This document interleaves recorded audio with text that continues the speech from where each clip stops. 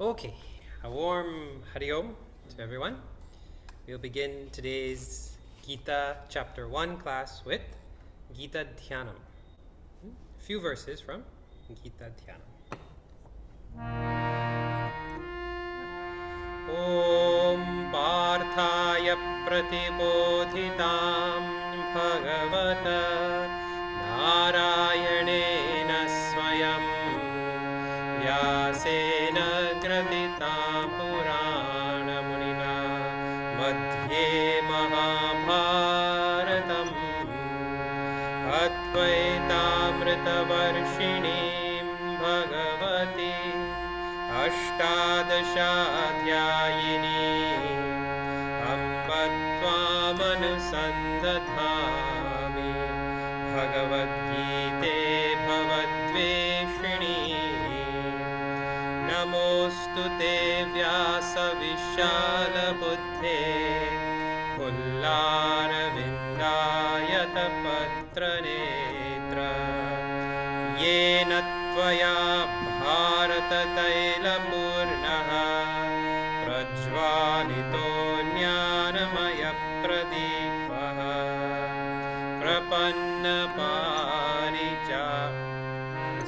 Prapanna Parijataya Totra Vitraika Panaye Jnanamudraya Krishnaya Gitamrita Duhe Namaha Sarvopanishado Gavo Dogdha Gopalanandana Partho Vatsa Sudhir Bhokta Dugdham Gitamritam Mahat Vasudeva Sutam Devam Kamsa Chanuramardhanam Devaki Paramanandam Krishnam Vande Jagadgurum Hari Om.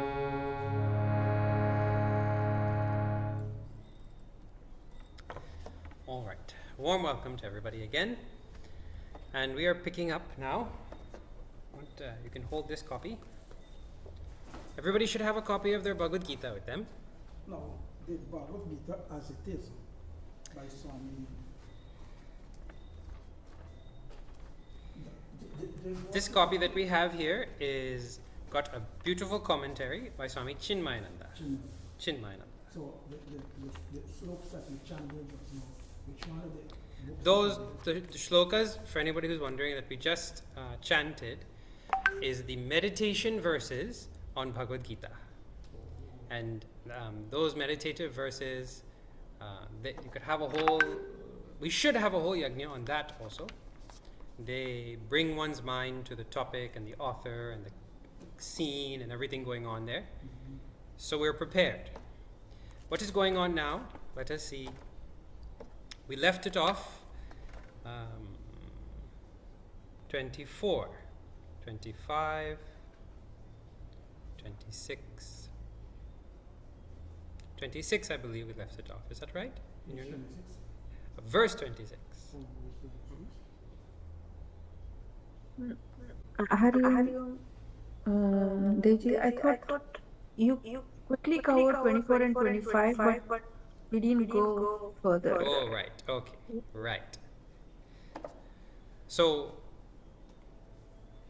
a little recap for those who are just joining us for the first time. This chapter is called Arjuna Vishada Yoga.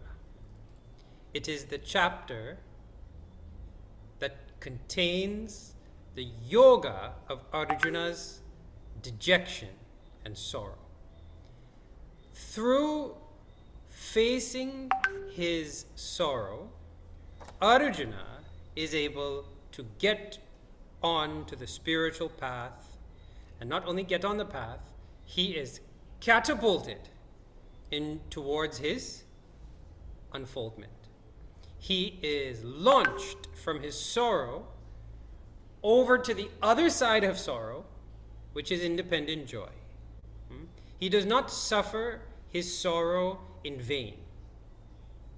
Somehow, through suffering such sorrow, he comes out on the other side stronger. And the sorrow in this chapter is not that he stubbed his toe while getting on the chariot or anything like that. The sorrow which we are just about to face or see now is tremendous and characteristic of the human sorrow that every being goes through. So, we have that sorrow has not yet really been revealed. It has been, the roots of it have been hinted at from the beginning of the chapter. Through the words beginning from Dhritarashtra, then Duryodhana, and now we'll see the words of Arjuna. And we made special point over the last few classes to highlight the root cause of human sorrow. And it is in this chapter encapsulated in one word, mama, mine. Swa, myself. Mamaka, mine. Like that. That word, which refers to our attention and concern with my own individual joy and happiness and safety, recognition, despite what's going on with anybody else. That whole paradigm, that whole type of thinking, in one word, selfishness, is being called out as the source of suffering in this chapter. Now, the root of that selfishness is something even deeper, and that will be studied as the chapter goes on. But if you have to, in one simple way, identify the problem in our own heart for all the other general sorrows that we feel, anxiety, depression, procrastination, compromise, doing the wrong thing, saying the wrong thing, getting angry, the whole host of kama, krodha, madha, lobha, matsarya, the whole host of desire and anger and greed and pride and jealousy, all of that, its root, if you go back, it will be selfishness. So now that is introduction for those who are joining us. What we are seeing is an epic that actually happened, a battle which changed the course of human history, and a warrior who finds himself facing at one moment an outer battle and an inner battle. And if he, well, we'll see, the stakes are very high. If he fails in his inner battle, well, the climb back from that fall will be lifetimes. If he fails in the outer battle, there is no climb back. We will not have Bhagavad Gita, as though the world is over. What we know in the world, what we know today is world war. You know? When we say world war, the whole world didn't go to war. But the whole world was affected. The whole world was affected and would have been set back in human history by this, depending on who wins. So this is the history. Right. Now, let us chant there then, 24 and 25, and we'll see what... Well, we chanted already, so in light of time, Sanjaya Uvacha, Sanjaya, the minister, who is there in the palace, and recapping what has happened on the battlefield to the blind king Dhritarashtra, who asked him, what happened with my people and the Pandavas? The blind king who is sitting on the throne has his offspring on the Kaurava's side. The 100 sons of Dhritarashtra, led by Duryodhana, or who he wants to win. And his minister, he has his heart out for the Pandavas. So the minister is recounting to him, telling him, when this battle started 10 days ago, Duryodhana was saying this. He said this to Dronacharya. Then Bhishma blew his shank. And then he goes on and he nicely describes Arjuna and his chariot, and how Arjuna and Lord Krishna blew their shank simultaneously. Then all the Pandavas blew their shank, and we saw so much symbolism in his words.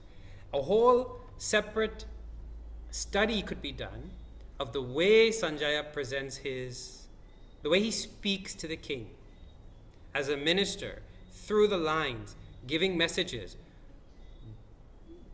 directly, indirectly, hinting at the right thing to do, without actually usurping his power and telling him what to do.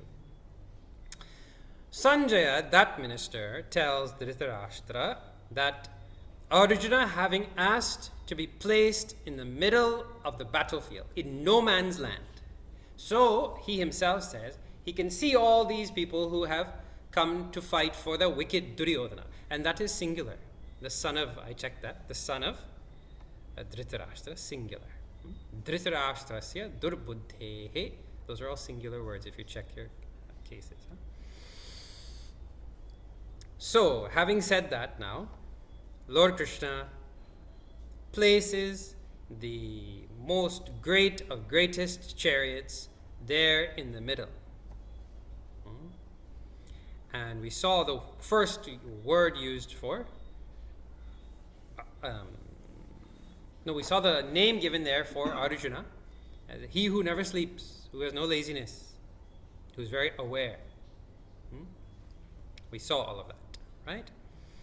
Then we studied also how the Lord has become the charioteer of Arjuna. And that is extremely significant. I was reflecting also at an additional point in that. We have a wonderful name for so the Lord is sitting on the chariot, holding the reins. He is the chauffeur, if you want to say in modern language. He is the driver. He is going to make sure that Arjuna is always positioned to be most effective. Arjuna is led down the right path. Arjuna veers away from problems that will destroy him. He's facing the right direction at all times. This is his tremendous role.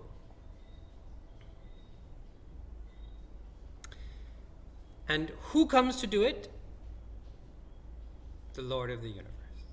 And from Kathopanishad, we learn that this chariot example is very much, at one moment it is true that a chariot was used, it's also very symbolic of our own personality. The scriptures always have this habit of finding the appropriate outer things in the world that help an individual understand the inner psychological makeup and mechanisms that are going on. They have this great power to do that. So the Rishis chose the chariot as a way to inform all of us about the inner mechanism in our own mind. Not knowing what is going on in my mind, how it works, why this is happening, why that is happening, in the absence of that knowledge, we are totally unempowered. And with the hypothesis, if you want to say, of the Rishis, is with just even a little bit of information about what is going on between my different parts of my inner mechanism. With just a little information, a person gets tremendous more mastery over their life. A little information only is required. I heard a nice example recently of a child who was trying to close a jar. Like a little baby trying to close a jar. But you had to, actually forget that. That happened to me just yesterday. I was trying to turn open a plastic jar. And I couldn't open it. It was just a salt only, right? And then I realized that because it's a soft plastic jar, I was squeezing too tight and I couldn't get it to rotate at the top. And if I just relaxed my grip, it came off like anything. This happens all the time, where not with a little bit of understanding of the mechanism, a problem is solved. And without understanding, we feel like we have to put tremendous force and energy, and the problem is unsolvable, and I can't get it to work. And correct or not, this happens all the time. So, Krishna is on the chariot. The chariot represents our inner mechanism. So that means to say a hint, a blatant hint, if there's such a thing, in your face hint that Lord Krishna, as the driver of our personality, is to be recognized as part of the natural inner mechanism in every person. He's there. He is not there if you want him to be there. He is not there when you want him to be there. He is part of the whole mechanism of growth. What place does he take? The Lord is there as Antaryami. We have a name also for that. The inner controller. So then if you seek in your own mind, what controls you? What guides you? The Lord is there as that. Meaning to say, implication of which is that you can find a way to look inside and get satisfaction that what I am doing is the right thing to do. You can look inside and get satisfaction that I am on the right path. You can look inside and get satisfaction that this is true for me. This is what they call in modern day language authentic. I am being authentic. All that is afforded to a human being by virtue of the presence of the Lord, if you want to say. Now, this might stir up a lot of questions. What exactly is that mechanism? How does it work? Which thoughts, and how do I know which thought is which, and all of that? But that has to be studied. To put it simply and straightforwardly, the Rishis just explain that in every human heart there is the desire for us to reach our potential. There is that desire is good. That desire propels us forward. If we do not take heed of the, as Gurudev calls the call for living the noble life, and we try and use other short-term means to satisfy that desire, we end up in all kinds of ruts. So the human being ends up, for instance, trying to satisfy this inner urge for safety, for love, for prosperity, trying to satisfy that inner urge through the outer world of things. Then he ends up unsatisfied. Then the urge comes again. And we are whipped from inside until we can find ourselves doing the right thing, correct or not? And you're not whipped by any other force. You're whipped by an inner force. It means your own force, an authentic force. It is not far away from your own self. You're not far to see that my desire to be more than I am now is not coming from outside. It's coming from me. And throughout Bhagavad Gita, the Lord will reveal, I am you only. So Bhagavan, as the best part of our inner mechanism, as the one that is guiding us forward no matter what, who's actually playing a role in our sorrow.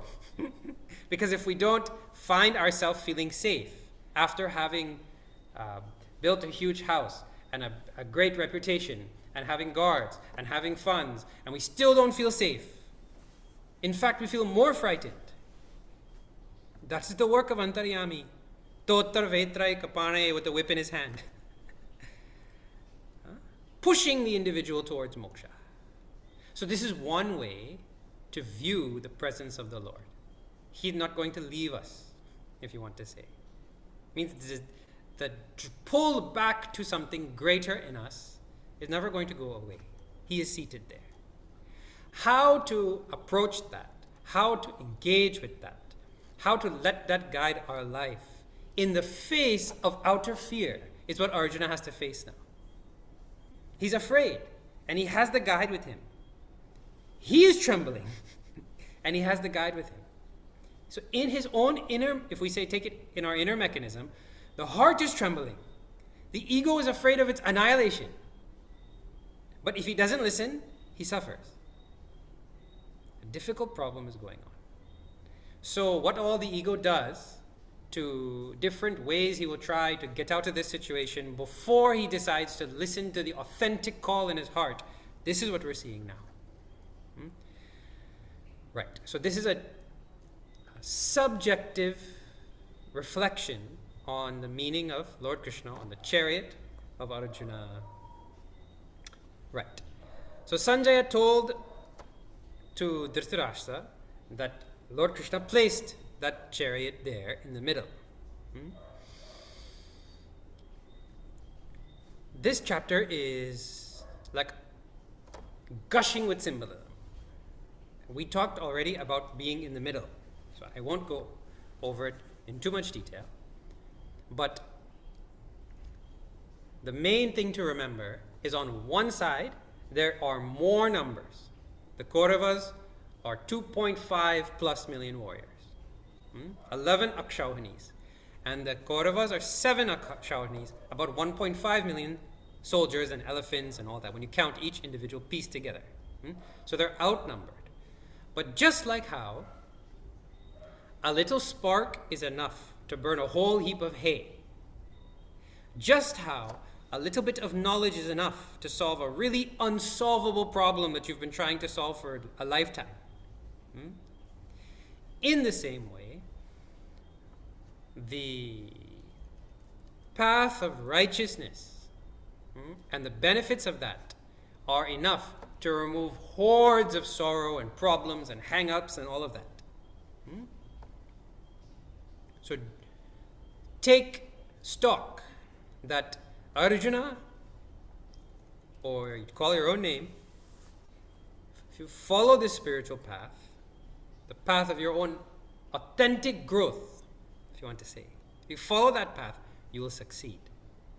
It doesn't matter the numbers. It doesn't matter how far behind you feel you are. It doesn't matter how old you feel you are. It doesn't matter how young you feel you are. It doesn't matter how low you feel you are.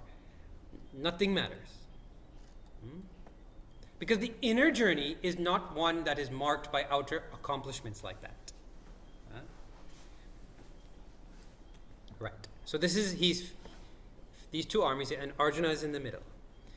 There also, I found Gurudev shares in the Bhagavad Gita commentary a wonderful subjective, again, analysis.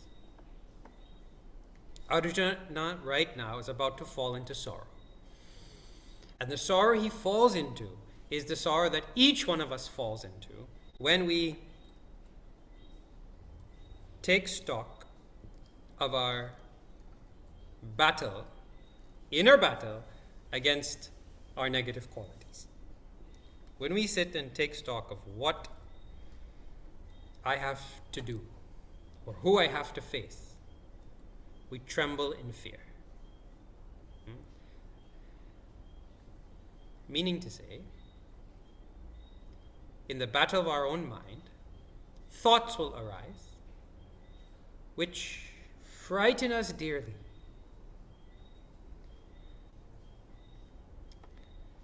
Like if, everybody who has to come and speak, there may be some fear. Anytime any child has to go and do some presentation, there's a very popular fear that I will be seen as rejected. I will be seen as unintelligent. I will be seen. Just the fact I will be seen, frightening. In the face of that now, if you have to stand up and give your presentation at school, I'll never do it. I cannot face that.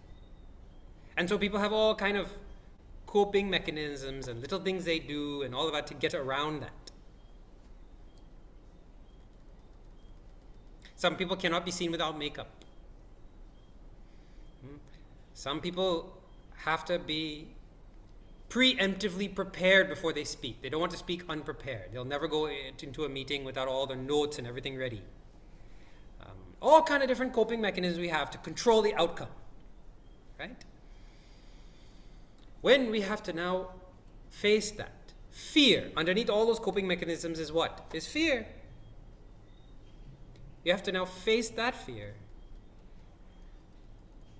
in order to continue on your path of dharma.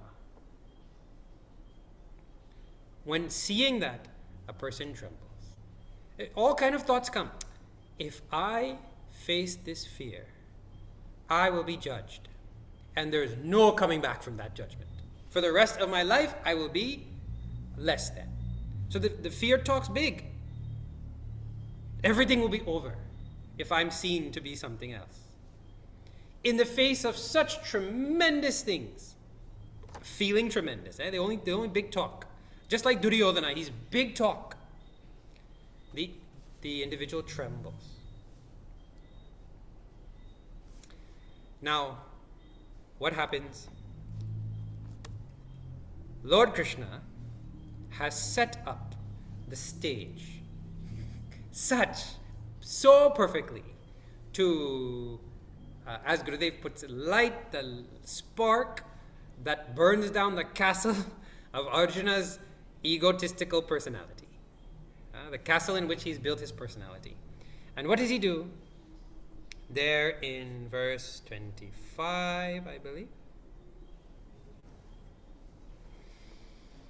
Right there in front of, so the Kauravas took an eagle formation for the battle, right? So I imagine, I don't know the actual, this formation, what it looks like, but an eagle has, his two wings spread out and he has a beak in front, right?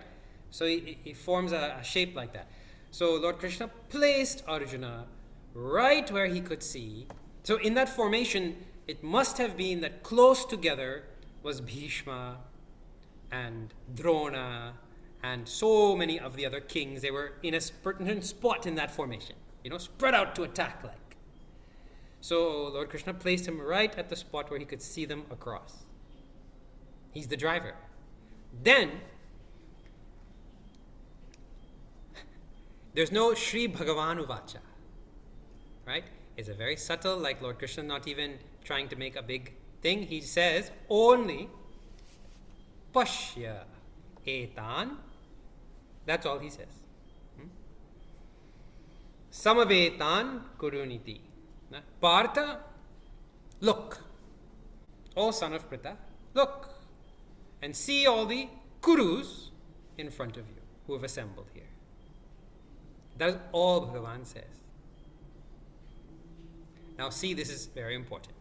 I think this is very important.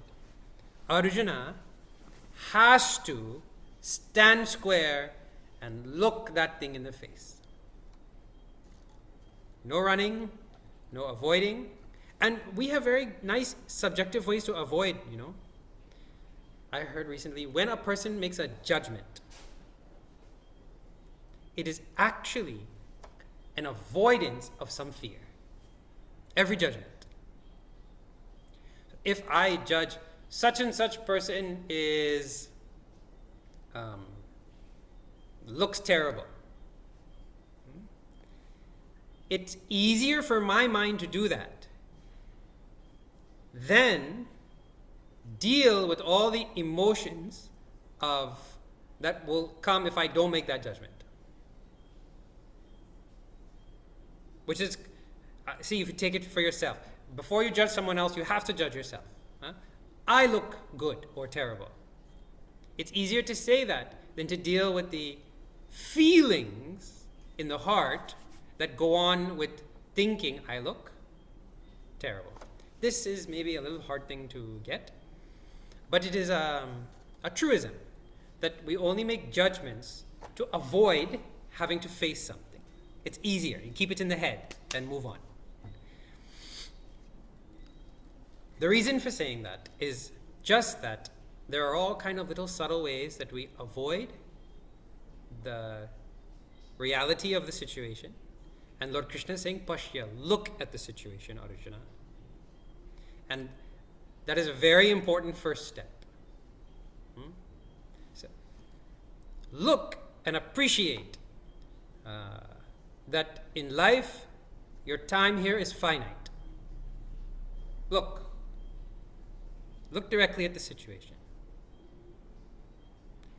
Look at the situation. Everyone who's born dies. And Arjuna has to look. He's looking at people who either he will die or they will die. It's a battle. In the face of that piece of information, it's frightening. So today, what we do, we pick up our phone and watch something because I don't want to think about that. Stand and look, Arjuna, at the situation. Now his heart will tremble. How to face a scary situation with love, with clarity, with shraddha, such that on the other side of facing it, you're still there. Life is okay. How to do that is what Arjuna has to do. Otherwise, take off and run. Avoid the situation. Look, Arjuna. Anyways, you asked to look. And Arjuna was asking as a warrior on the other side. Let me see who all I have to fight with, right? Okay. It is a test of Arjuna's equilibrium. Arjuna, are you ready to fight this battle? Do you know how to face your fear? Or are you going to lose your balance and not fight properly? So Lord Krishna is giving Arjuna a test. Just like how Hanumanji was tested when he went from Bharat to Lanka.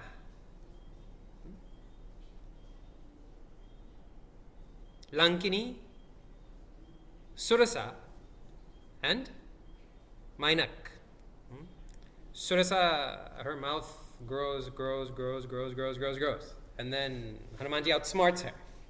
And then she says, okay, I'm sorry. Actually, I just came to test your bala and your buddhi. In the same way, Lord Krishna has come to test Arjuna. Do you have the fortitude? Do you have the equipoise? Now, having fortitude and equipoise, actually, Lord Krishna will teach him how to have that in a moment.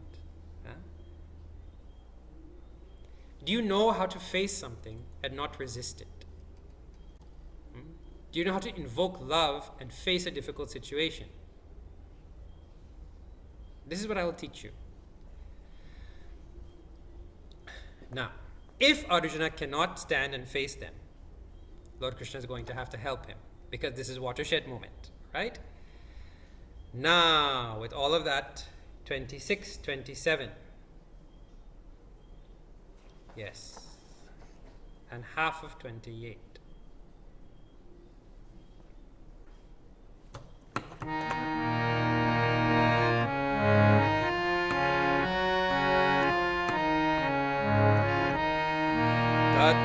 Tatrapashyat sthitan partha pitrenatha pitamaha acharyan matulan bhratrin putran pautran sakhim sthata Shri Krishna sharanam mama Shri Krishna sharanam mama Shashur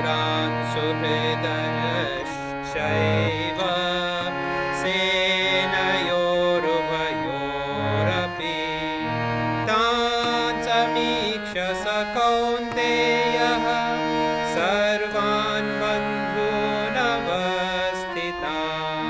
Shrikrishna शरणं मम श्रीकृष्ण शरणं मम कृपया पारयाविष्टः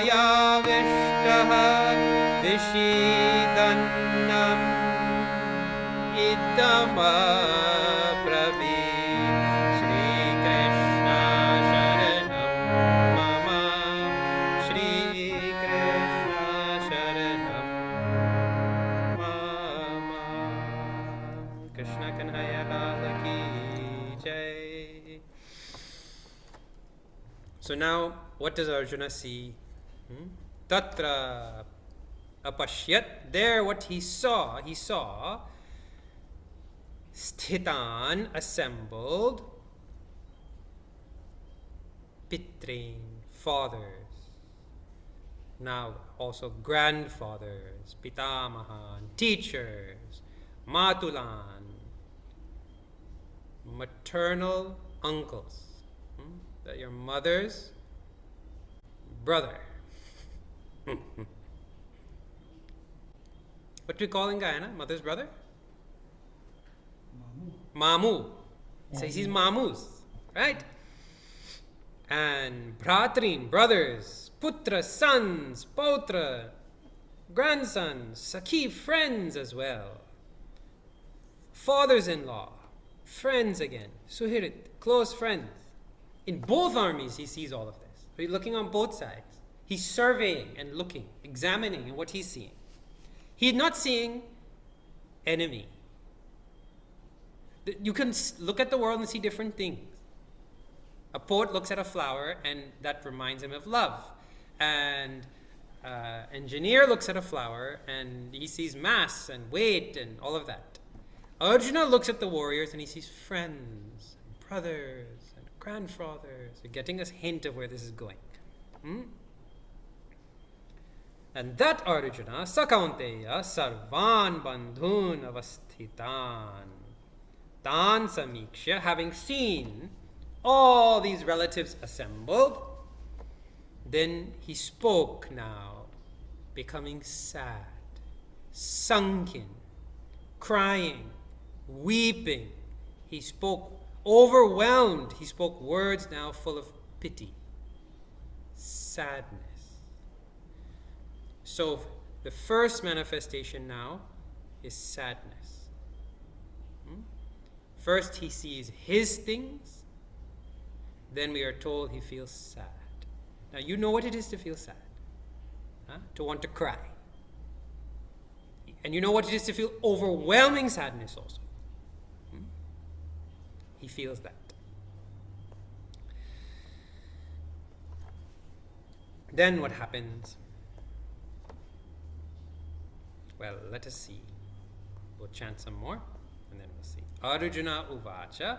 So Sanjaya described what he was seeing, and now Arjuna himself is going to speak.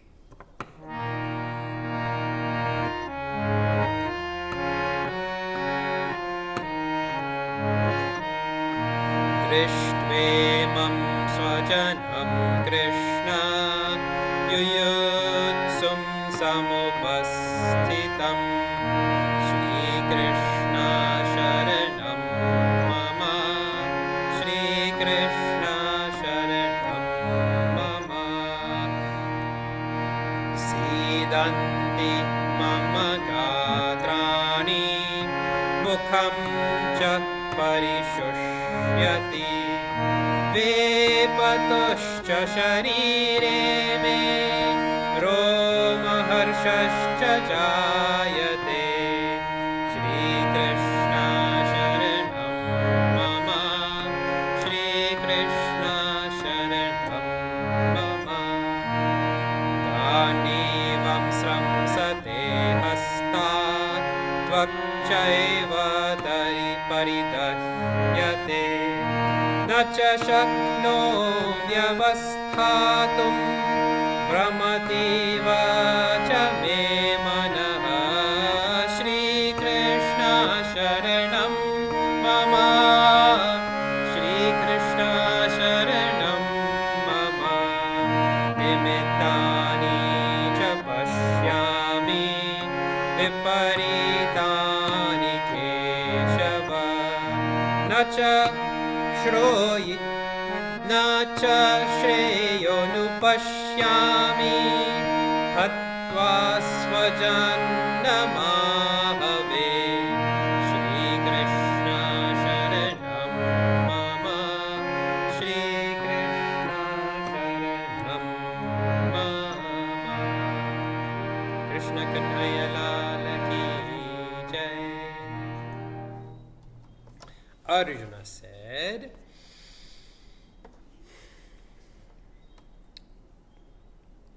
this is the tipping point here, right?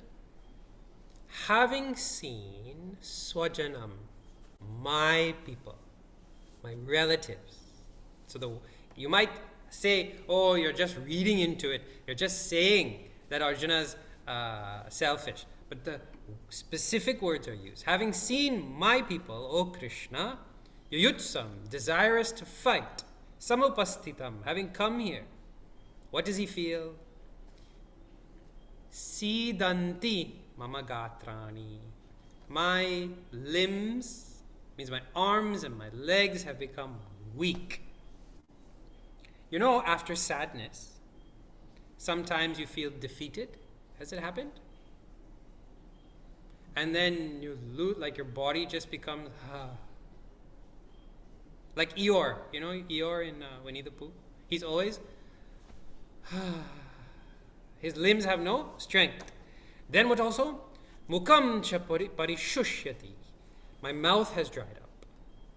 So you know right before you have to go and speak in front of somebody or say something that is true but you don't know what the consequences will be. Your mouth dries up. He has that happening. Vepatuhu sharirene. And my body is trembling. It's shaking. I don't know when the last time you got really frightened was. You know, Halloween is coming around the corner. Somebody might jump out and say boo from behind a door. Have you, you know, when you shake, uncontrollably you just shake and you shiver? Huh? So that is happening to him. I heard also that animals also shake all the time. Have you noticed? Out of fear. The shaking is the body's way to feel and release the fear. After a dog gets scared, he'll shake his whole body a few times. And release the fear from his system. So he's shaking Arjuna. Roma harshaha cha jayate. And my hairs are standing on end. Which is in cartoons they show this, when you get frightened, the hair goes choo like that. Huh? My hair is standing on end. When you get some shocking, scary news, it happens. All this is happening to him in one shot, not one symptom. He's getting all the symptoms. Few more there. Next verse. Gandivam sramsate hastat. My bow is falling from my hand. It slips from my hand. Well, this is called paralysis. When you're just in total shock and you drop something. We've all felt this. He's getting that. Hastat from my hand. Tvakchaiva paridahyate. And my skin is burning. You know that sometimes when we have to face an intense emotion, blood rushes to our face also. Right? You can see it sometimes in people. Not just anger. Depression and all that. When they really have to face it, the whole skin becomes hot. So that is also happening to him. Nacha shaknomi. I'm unable avasthatum to stand. So not only will have my legs become limp, they have they're giving out on me. And brahmati vachame manaha. My mind is like spinning. I have chakkar. That you know also. Because I have seen several times people faint out of shock. Have you ever seen it happen? I myself, when trying to face my fears, I have felt very sleepy and wanted to just go. Like the mind has ways to avoid. So I'm losing it. You know, when I'm becoming dizzy, I'm disconnected now from what's going on. So Arjuna has all of this happening at the same time, not just one emotion. So the intensity of the fear and anxiety, you're getting the sense of it. Huh? Nimittani cha pashyami viparitani Keshava. O Keshava, I am seeing bad omens everywhere. So his vision has changed. Before, what was a war to be fought is now nothing but bad omens. Right? And natcha shreyon anupashyami hatva swajanamahave. In this war of, again, swajanam, having killed my people, I see no shreya. I see no good way out. I see no positive benefit. I am helpless. I'm stuck. There's only going to be sorrow now. I'm going to be stuck without any good avenue. That's what I see. And I just see everything going bad. I can see all the bad things right about to happen. And my mouth is becoming dry, and my hand is to my skin, and all that is happening. Now, one good thing you have to tell Arjuna is you are very aware of what is going on in your body. That is for sure. We don't notice before we faint, you know. We don't notice before we fall asleep. We drop something without noticing. The bow is only slipping from his hand and he notices. This is being taught now in modern psychology as a way to bring the mind to equipoise and to bring the mind to face your emotions, is to center yourself in your body and feel the sensations of whatever it is. Huh? It is popular, modern, tip-of-the-edge psychology. How to get people to face themselves, be present in your body, feel the butterflies in your stomach, you know, it's not that bad, it's just butterflies, like this type of thing. So Arjuna has this capacity already. It is essential for us to know what feelings feel like in the body. It is awareness between body, mind, and intellect. Oh, yeah, this must be fear because I have the tenseness. I am resisting. This situation has come up. What is very interesting, pointed out to me, is that these same things, these same feelings, we love them also. When somebody goes to a horror movie and their skin jumps off, you know, or they get all the emotions expressing in their body. They love that. They go for, or people, if they don't like horror movies, some people like to go and they jump from a plane. If you ask the youth, would you like to go skydiving? Many people say, yeah, I'll go. Why? Because I want the rush of feeling alive. What they mean is I want to feel these sensations. On the edge of fear. So these same sensations, we go looking for them. They give ornament to the experience of life when we are in a different place. When we approach them from a different angle. Interesting. Later on in Mahabharata, Arjuna is going to face this fear again. It doesn't go away in one day, in one moment. He's going to, the fear is going to overcome him several times. The past impression is going to make its way out. In the face of losing my family and the fear of that thing's going to come over me. But if he knows how to embrace it and work through it in the right direction, he'll come out the other side, he'll be okay. And he might even one day look back at it and say, man, let us do something tremendous and let me feel some more of these vasanas come out and let this thing, it's exciting. It's exciting to face my fears. Lean into all of that. So this is on as you do it. But that is not the case for somebody who is in our position. For someone who already feels safe, they have the parachute, it feels fun. But for somebody who feels safe in the movie theater, it feels fun. But for the person who's resisting it and doesn't want it to happen and thinks this is it and the end all and be all, it is not fun. Lord Krishna knows it's not the end all and be all. And he's going to guide Arjuna over the hump. Huh? Right. Then what happens? Arjuna goes straight from feeling all these emotions to a judgment. So he doesn't have to face it anymore. He makes a judgment. This is not the right thing to do. I don't have to face this anymore. I don't have to think of the potential. I have come to an intellectual, smart conclusion. Huh? This is wrong. So I don't even think about it. Don't bring it to me again. We talk like that. Huh? This is finished. I don't want to face this ever again. Don't you dare ever say that thing to me again. That is a wrong statement and immoral. Because if you say it, I have to face things. So now a little bit more on the Arjuna disease. So we'll see 3 more verses are there. Let's see. Arjuna is going to make some statements.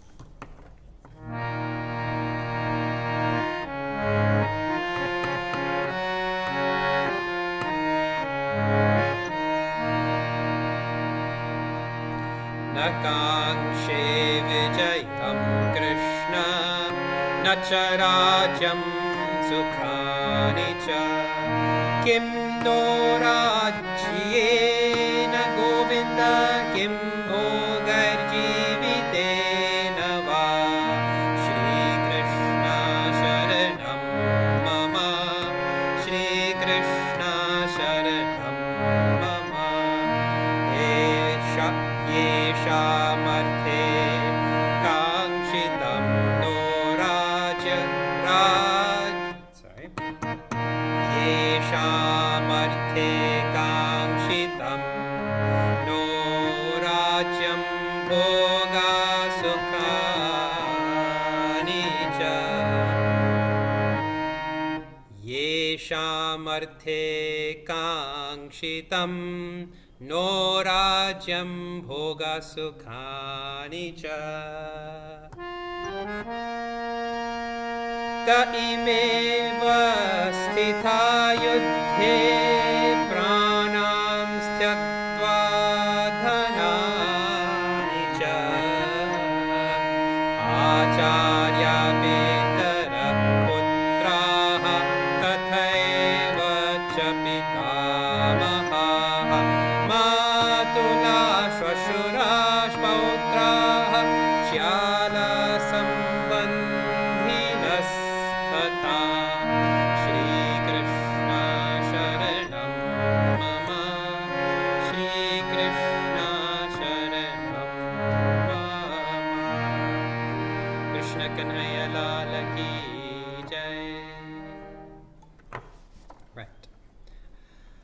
Arjuna says, Lord Krishna, having felt all of this, he comes to his conclusion, Na kangshe vijayam.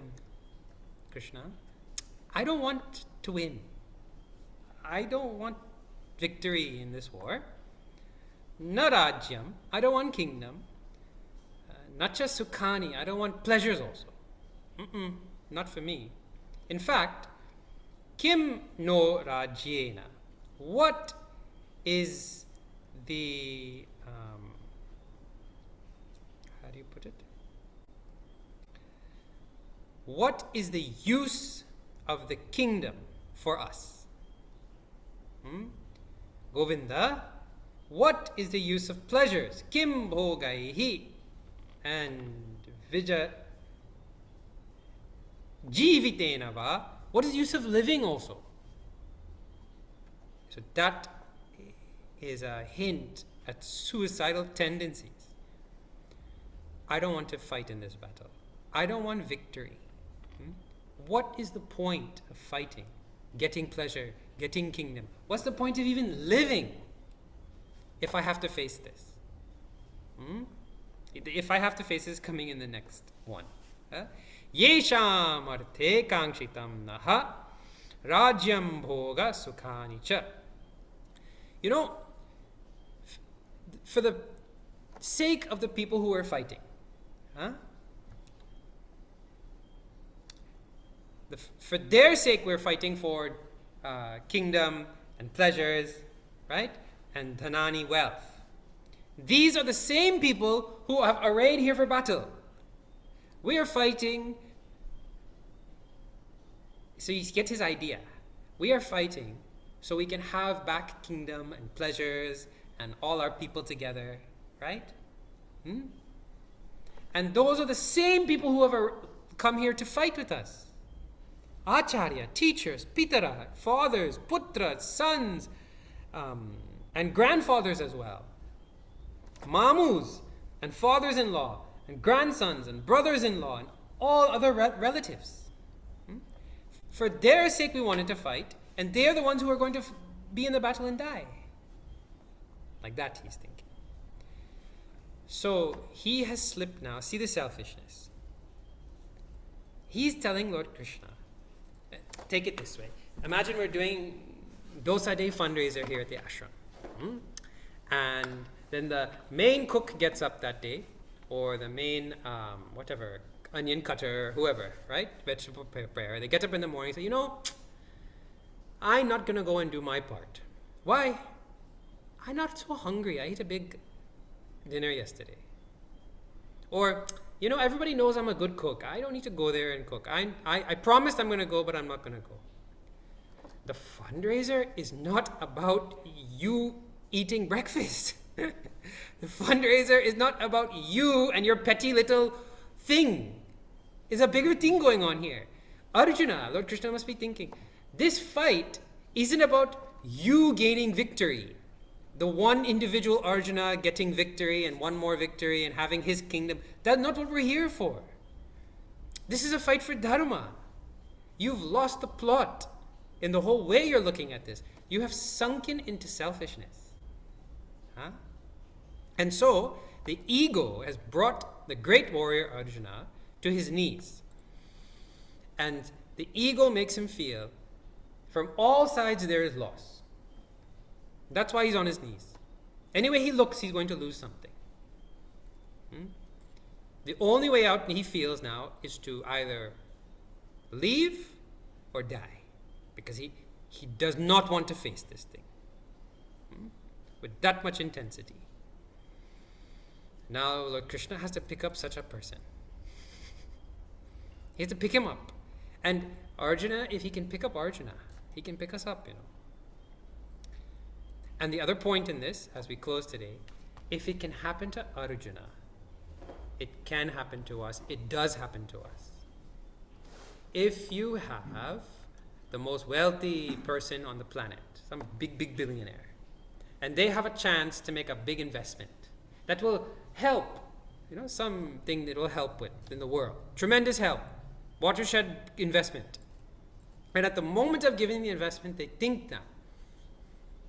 But I don't think people will remember me in this whole thing properly. And I committed to do it, but now I don't want to do it because of what people will say and this and that. And you would think such a big, powerful person with all the wealth in the world, he also has his whole personality shattered and all that. Arjuna, there's nobody more accomplished than Arjuna. He also is suffering like the little child whose balloon has burst. And so much so, he's thinking it's better to die. This happens to you. We have doctors and lawyers and parents and great people burning out like anything. Like my life has no meaning anymore. This is happening everywhere. So this is the Arjuna disease, and we'll pick it up from here next time. 24 to 34.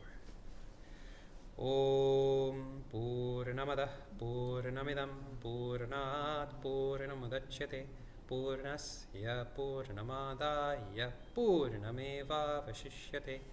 Om Shanti Shanti Shanti. Harihi Om Shri Gurubhyo Namaha. Harihi Om Shri Sadgurunath Maharaj Ki Jai. Right. Now we'll log off from Facebook, and those who are here on Zoom, if you have any comments or questions, you can please share. If those on Facebook would like to join the interactive class, just please send us a message and you can join. Hari Om to all those online. Hari Om. Deji, announcements about the change in timeline. Yes, thank you so much. Very important announcement about the timing of future classes.